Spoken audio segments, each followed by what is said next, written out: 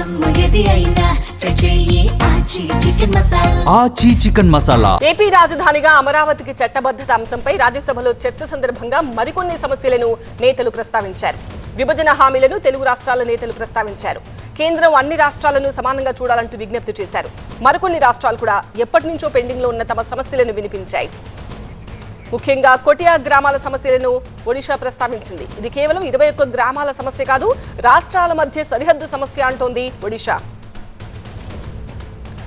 Gram Panchayat in Koraput district of Odisha has been witnessing continuous encroachment and administrative interference from the state of Andhra Pradesh. This is not a minor boundary dispute, sir. This is about India's federal structure being tested at the grassroots level. More than 21 tribal villages belonging to Odisha under the Potangi block of the Koraput district are being claimed, administered and influenced by Andhra Pradesh government. ఇక భద్రాచలం పరిసరాల్లోని 5 మండలాలను ఏపీలో విలీనం చేసిన అంశాన్ని Congress MP Renuka Chowdary ప్రస్తావించారు. ఆ మండలాలను తిరిగి తెలంగాణలో కలపాలని డిమాండ్ చేశారు.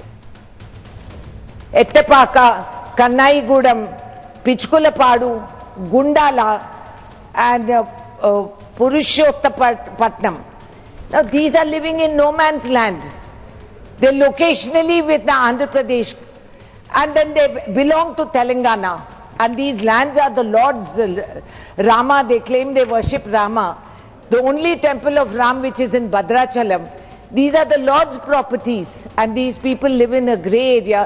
Administratively they are hounded because they belong to 2 states. There is no one giving them any welfare measures and they are suffering greatly. ఏపీకి ఎంత సాయం చేసినా అభ్యంతరం లేదు, కానీ తెలంగాణను కూడా పట్టించుకోవాలి కదా అని విజ్ఞప్తి చేశారు బీఆర్ఎస్ ఎంపీ వద్దిరాజు రవిచంద్ర. తెలంగాణలో ఒక్క సాగునీటి ప్రాజెక్టుకైనా జాతీయ హోదా ఇవ్వాలని కోరింది బీఆర్ఎస్.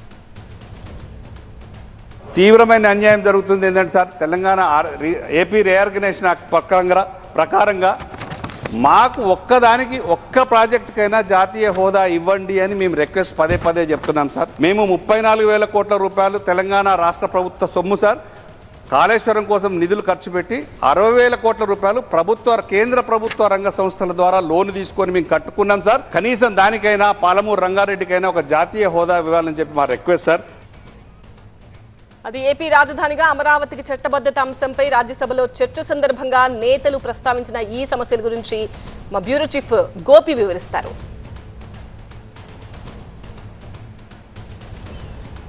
ఆంధ్రప్రదేశ్ పునర్వ్యవస్థీకరణ చట్ట సవరణ బిల్లు ఉభయ సభల్లో కూడా ఆమోదం పొందింది. ఇక రాష్ట్రపతి ఆమోదంతో గెజిట్ నోటిఫికేషన్ను కేంద్రం విడుదల చేయబోతోంది. అమరావతి ఆంధ్రప్రదేశ్ రాజధానిగా కొనసాగబోతుంది. అయితే ఇక ఈ బిల్లుపై చర్చ సందర్భంగా కొన్ని కీలక అంశాలు ప్రస్తావనకు రావడం జరిగింది ఉభయ సభల్లోనూ. ఈరోజు రాజ్యసభలో కూడా ముఖ్యంగా ఆంధ్ర అలాగే ఒడిశా సరిహద్దుల్లో ఉన్న కొటియా గ్రామాలకు సంబంధించిన గ్రామాలని ఒడిశాలో కలపాలని, అలాగే విభజన సందర్భంగా తెలంగాణ ముఖ్యంగా ఖమ్మం జిల్లాలో ఉన్న 5 గ్రామ పంచాయతీలకు సంబంధించి ఆంధ్రప్రదేశ్లో కలపడాన్ని ముఖ్యంగా ఈరోజు తెలంగాణకు సంబంధించిన ఎంపీలు పార్లమెంట్లో ప్రస్తావించారు. అయితే దీనికి కిషన్ రెడ్డి కౌంటర్ ఇవ్వడం జరిగింది.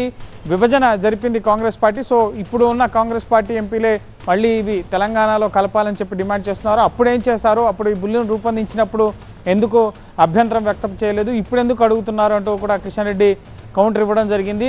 ముఖ్యంగా ఈ గ్రామ పంచాయతీల్ని ఆనాడు కలిపినప్పుడు ఎందుకు మాట్లాడలేదు, కలపొద్దని ఎందుకు చెప్పలేదన్న అంశాన్ని ఆయన ప్రశ్నించడం జరిగింది. సో ఇటు అసెంబ్లీలో ముఖ్యంగా ప్రజల నేతల అభిప్రాయాలను తీసుకోకుండానే ఈ మండలాన్ని విలీనం చేశారన్న విషయాన్ని కూడా పార్లమెంటు దృష్టికి ఈ చర్చ సందర్భంగా తీసుకురావడం జరిగింది.